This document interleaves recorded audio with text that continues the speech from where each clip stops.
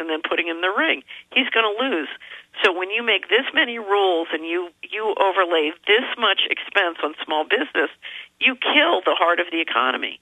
And so all of this stuff is what's killing the economy. You turn that around and you can unleash incredible wealth. Let me give you a perfect example. Do you know who is the number one provider of services to the food stamp program in this country, Alex? Yes, it's offshore central banks. It's J.P. Morgan Chase, and they outsource the data servicing to India, which means in Tennessee, which is one of the states where they provide the services, we now have 20% of our population on food stamps. Okay, so more than 1 million people on food stamps, and those people, many of them get unemployment checks or welfare checks. They get food stamps, and they sit around and we pay them not to work. Meantime, we have beaucoup beautiful farmland. You know, the farmers can't find labor. Everybody's too busy, dealing drugs or, being on whatever government subsidy. And we've got the big agribusiness moving down into Latin America, controlling the agriculture, shipping the food in. It's highly processed. It makes us sick. That's part of the healthcare problem.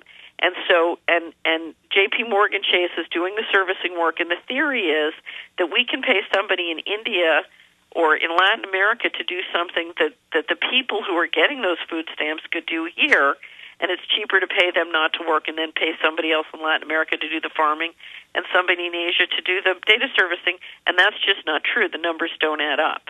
And that's why if the state and local players can sit down and say, okay, how could we re-engineer this, move all those jobs back to our state, do this on an economic basis, where is the opportunity to create lots more cash flows into the local small businesses, lots more equity, lots more skills, lots more knowledge.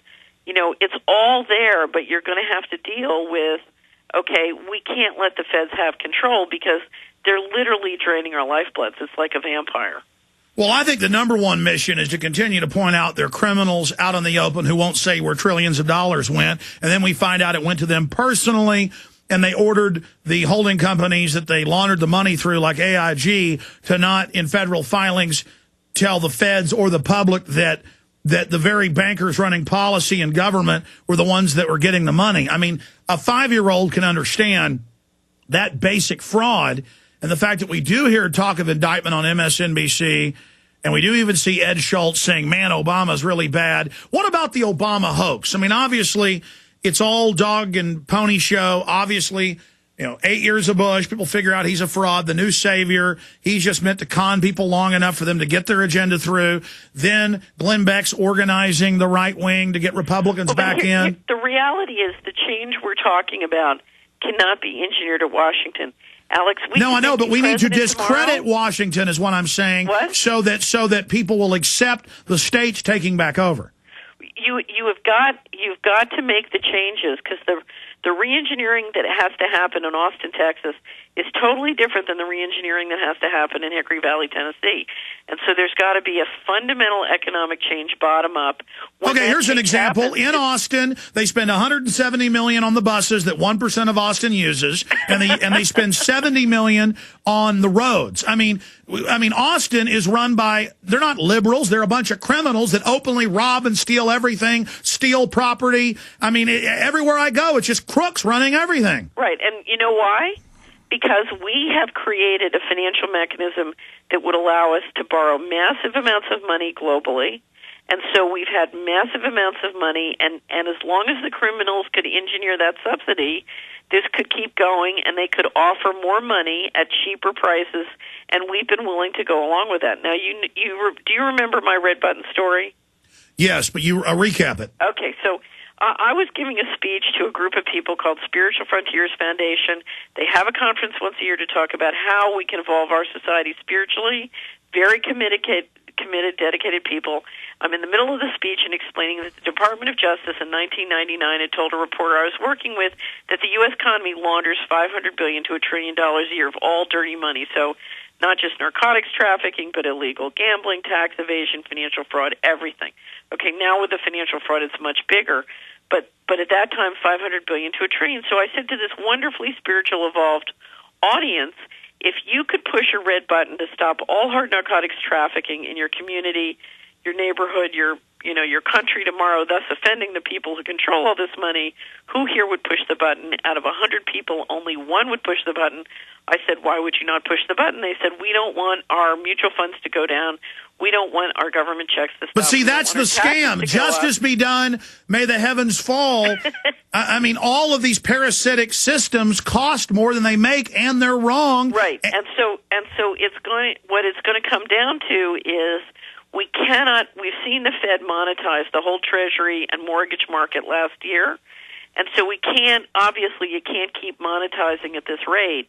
And so now the day has come where the bell is ringing and saying, we can't get free money forever anymore, so something's got to give, and we've got to change. And those changes are going to happen, Alex, in the places where our governors, our attorney generals, and our sheriffs can come together, assert 10th Amendment right, and now we're all going to have to support them in re-engineering the economic flows. But when it comes out the other side of the sausage maker, we're all going to have to be a lot more productive. Well, it is true that half the population is on some form of government dole or payment or job, and the government's only getting more aggressive, more parasitic, more militarized. Right. And what the cops and the bureaucrats don't understand is the bankers have already moved offshore. They're literally for 3 years been buying homes offshore. They believe they're probably going to lose control, but they've already run off with the bag of money. Right. And that's why this Geithner, I think it is very, very important. I said in my year-end wrap-up, which I called the year of the giant vampire squid, the wonderful story from Rolling Stone, declared Goldman Sachs the giant vampire squid. Basically what these guys did, Alex, in the 90s and early 2000s, they moved trillions of dollars out of this country, a lot of it illegal. To do that, they issued massive fraudulent securities and derivatives, and what this bailout did was it refinanced them out of the fraud. And so they have pulled off not only the financial coup d'etat, but pushing the liabilities for the fraudulent securities they issued to do it back onto the taxpayers. And they're pulling their train out of the station and leaving us to grapple. And they're moving their base of operations to China and openly bad-mouthing America and saying it's not a good place to invest to further depress it so they can buy everything up. The door is not completely shut. A Geithner investigation and indictment, because we now have Geithner saying, I proposed a deal where I didn't give Goldman Sachs 100 cents on the dollar, and they said they were fully hedged, so they didn't care, and they'd rather see it default, and they'd pick it up on the other side. And we now have the Goldman CEO and chairman saying in testimony today, well, wait a minute, nobody offered me that deal. So one of them has got to be lying. So we now have pitted the Secretary of the Treasury and the chairman of Goldman Sachs, and one has got to be lying. So if you can turn this into, testimony under oath, investigation, you can still open a door and unravel this whole thing. So it is not, it's never, since I'm a big woman, I hate to say it's never over till the fat lady sings, but it's never over till the fat lady sings. So I think you're hammering on the Geithner and a possible Geithner indictment is very, very important, because let me tell you, it is inconceivable to me that that Geithner is not criminally liable for what's happened.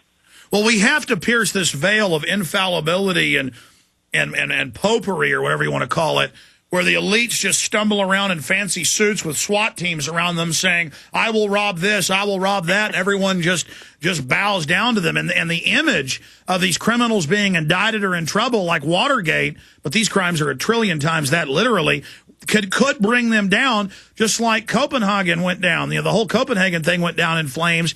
The banks wanting to leverage a new Ponzi scheme on global carbon tax. I mean, on every front, they're in trouble. Well, do the math. On that one trade, Geithner gave Goldman Sachs $10 billion. Okay? Now, if the average American taxpayer pays $100,000 of federal taxes in a lifetime, say, how much is $10 billion divided by 100,000? That's how many people are going to work their whole life for that one giveaway by Timmy Geithner. In other words, don't think of it as $10 billion. Think of it as